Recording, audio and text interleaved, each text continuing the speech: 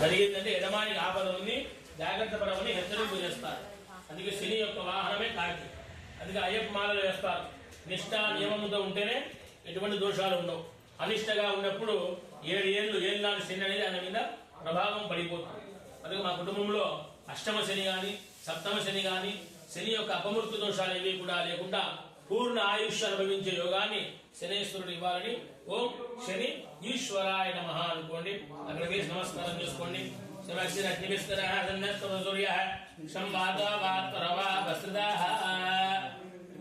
అలా పుష్పాలు తీసుకోండి.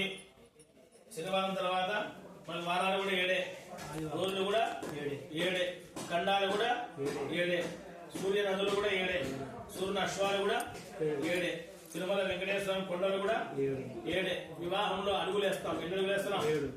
7 జన్మల అనుబంధము అంటాం. ఆదిశేషులు అంటాం. అంటే ఎన్ని ఉన్నాయి పడిగలు? 5 శేషులు అంటే 7 పడిగలు ఉంటాయి. అన్ని కూడా 7తో భాగించబడే ఉంది. 7వ ఏళ్ల గర్భంలో ఉన్నప్పుడే శిశువుకు ప్రాణం వస్తారు. అంతవరకు శిశువుకు ప్రాణం కూడా రాదు. 7 పడితేనే అంటుతో సమానం. వాళ్ళు దేవాలయం దర్శనం, టెంకాయ కొట్టడం ఇవన్నీ కూడా చేయకూడదు. అర్థమైందా? అందుకే 7 సంఖ్య మంచిదా కదా? మరి 7 ఏమంటారు అందరూ? వాళ్ళెంత జ్ఞానం ఉండలేము. 7 సంఖ్య చాలా మంచిది. మనకి 7వ గ్రహమే శని. కుటుంబానికి ఆదుకునే